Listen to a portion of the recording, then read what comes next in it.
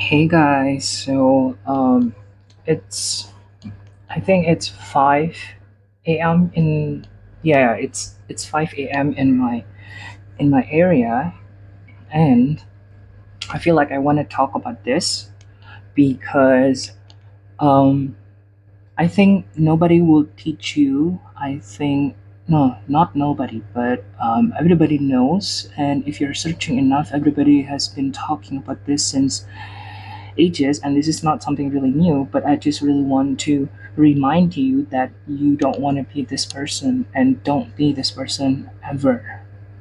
Always choose yourself and always be yourself to some extent.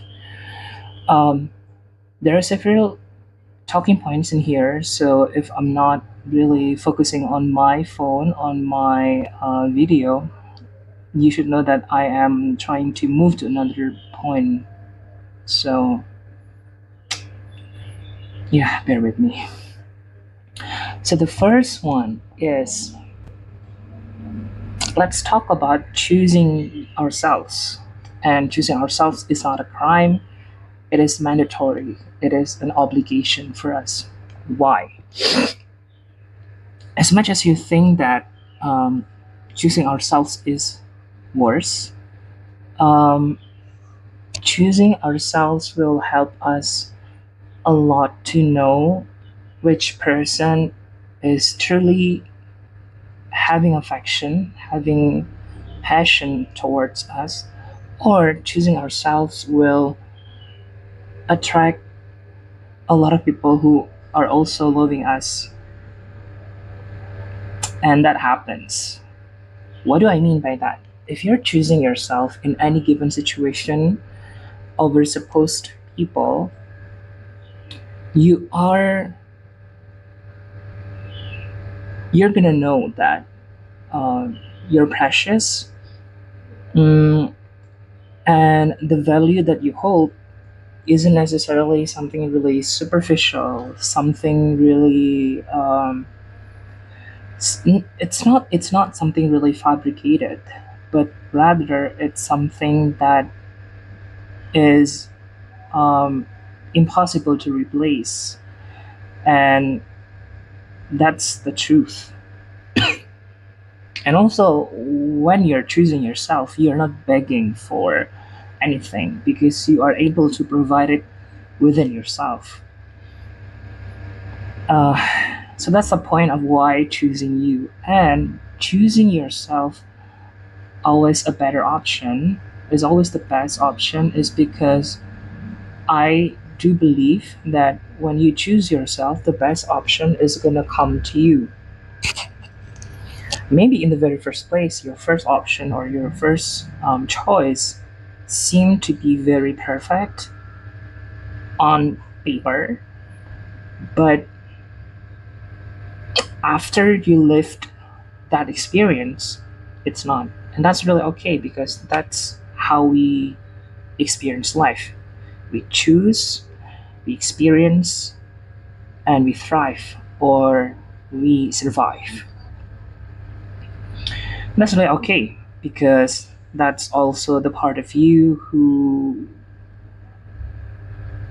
educate yourself upon certain matters. Now, here's the thing: if you're not choosing yourself, you're gonna be a doormat. You know, the doormat, the kind of cloth that you put in front of your uh, door just to rub off some of the dirts from your feet. That's the doormat. um, you don't want to be that kind of person that when someone is not choosing you, you're feeling fine, but every time they need something, they come to you. You don't want to be that kind of person. You want to be valued as a person as well, right? So, that's why choosing you is not a crime, but it's mandatory. The second point that I am going to talk about is how society conditions us to accommodate. Now, I know this is kind of very contextual, and we have to see the nuance as well. But the thing is, by this type of conditioning, we always feel that we have to bend ourselves over people. And in some culture, it's regarded as good because we are keeping our society and community alive, and we can thrive for them absolutely, and we need them. We need a union, we need a community, we need a communion. We are a social creature, we are not a solitary type of being, and I know that. But the thing is, when we are always being conditioned to accommodate people, we sometimes lose ourselves. We feel that we have to shrink our needs, our wants, our desire, what we want, what we don't want, what we like, and what we dislike. And it's sort of making ourselves dull in personality, and we are not having firm boundary over that. People can threat over us, people can step on us, and physically it's not good. Mm, it feels like people know that you are the cushion. People know that you are the girl next door, and you don't want to be that type of person, right? You don't want to be the person that always available anytime that somebody's calling you. You're not the person that is always gonna be the backup plan. You don't want to be the back burner and stuff like that. You don't want to be that person. You want to be the one who got chosen. I feel that sounds really silly, by the way. You should really choose yourself over people choosing you because that's the only thing that matters the most. So, what I mean by socially, people condition us to accommodate, because they want us to bend over their own desires, but not us. And this type of power dynamic actually happens in real life, but not everybody wants to talk about this. They tend to shy away. They tend to feel that, oh, by accommodating ourselves, we are going to be able to gain the community that we have. But necessarily speaking, it's not. We're going to be stepped on, and we don't want to have that kind of experience in our lives. So why do we keep that kind of thing? So that's the second point. The third point that I want to get to you is, by choosing you, you're gonna filter people. You're gonna filter people, be it your fling, your I don't know, talking stage. Nowadays, you're calling that your calling stage. Yeah, that's the thing. Your friends, you're gonna filter them out. Um, and then it feels hollow. It feels lonely, but you'll get the next one. You will get it. You will get the people that will gravitate toward you. And that's the thing that you should really understand, whether these new people are actually symbolizing the old patterns or the new one that you want to associate with, that you want to be friend with. So that's all up on you, whether you see it or not. Okay, continuing this point that you'll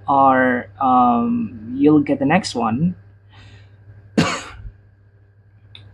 I do believe that if you're always evolving yourself, if you're always choosing yourself, if you're always upgrading yourself, be it physically or outwardly, mentally, and then within your soul, within yourself, you're gonna attract people that will always flourish, nourish, and makes you thrive in life. And you want to have that kind of circle. You want to have that kind of people around you. So why not trying to be as fast as possible when it comes to moving on to the next people, to the next flock of people. So okay, I know for some people it's gonna hurt them the most, um, and that's really okay because you're also a human being. When you change your friendship, when you change your circle, it's gonna ache. It's gonna make you having heartache, and you're gonna feel sad because you used to linger with them, but not anymore. That's really okay because that's the part of your adulthood. That's the part of you becoming more mature and um,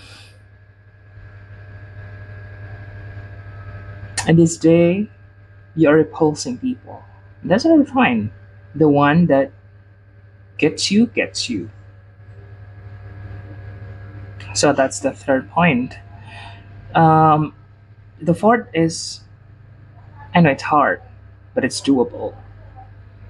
Mm, choosing the right thing for you is always going to cost you some sort of mental adaptation. You have to adapt yourself. But if you're staying in one friendship, in one relationship, in one situation, your mind is kind of shrinks. You don't know the better option. You feel like this is the life that God, that the universe has given to you.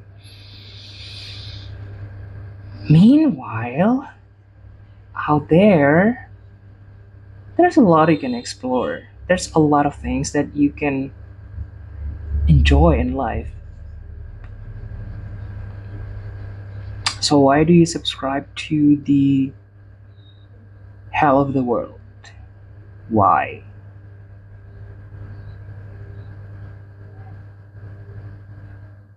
It's gonna be hard, but it's doable. Once you get the hang of it, everything's just gonna be fine. Once you get the hang of it, you are gonna be more adaptive to new circumstances, to new set of people, to new set of community. You're gonna be able to adapt it because you've come from experiences, lived experiences where you're always changing your social circle. And what I mean by changing social circles and always changing social circles because you experiment with it, with them. You experience which one is going to suit your value. You experience which one is going to take you into another upgrade. You experience with people whom you can relate not only emotionally but also mentally.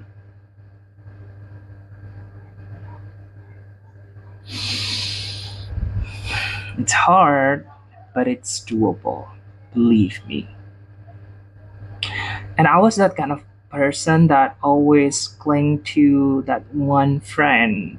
And then life taught me to separate ways with this person because we have our individual aspirations.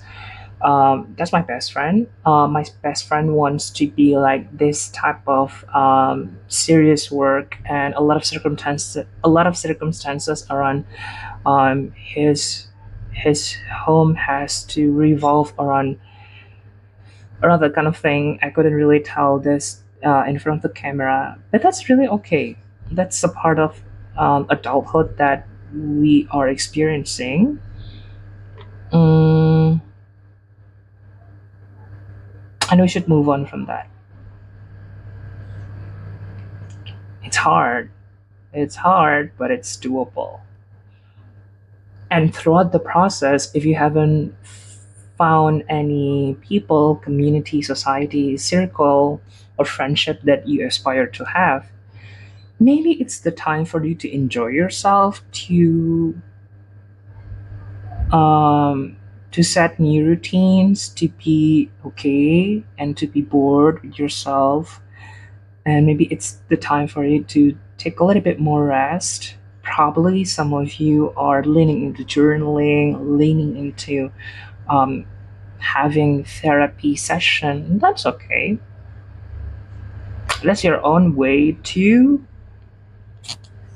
deal with certain circumstances in your life. It's hard. It's hard, babe. It's hard to choose the right thing, but it's doable. And you're gonna get immune to it. It's gonna be hard, but it's doable. And then no, not the second point. The last point that I really want to talk about is don't let yourself being too caught up in any given place or supposed people. So I learned this from one of my friends when I was in university, and I think she's one of the heirs of this big company that her family has, and I'm not going to talk about that. So yeah, she's super rich. I Yeah, she's super rich. She's the descendants of one of the royal family here in my country. Mm, and what I observed from her is she's not being too caught up with the situation. And let me tell you this story. Let me tell you this situation. So, she was in one of our friends' wedding, and she didn't attend until the end of the wedding. Maybe for some people, they'd say like, "Oh, why you are trying to be so busy, and why you're trying this and that, blah blah blah, and stuff like that. Why you're not enjoying the party? Why you're not enjoying the wedding and stuff like that?" Of course, there's got to be a lot of reasons why she didn't make it till the end. But from my stance, from my point of view, is that's that's a trick. That's a tip that you can get. That when you feel that whenever you are not feeling energized enough with this situation, you can always move on. You don't have to stay. And that's the point that I got from her. I know it seems really silly to learn from that kind of thing. It's not really that deep, but if you can really see the signs, you can read any social cues that people give you. And that's the good example, at least from my point of view. If you're not seeing it as a good thing, and that's on you, and that's really okay. But that's the point that I saw from her, and I learned that a lot. So, yeah, I think that's all from me for this point. Don't be the doormat. Don't be this type of person. Always choose yourself. Always, always, always, no matter what.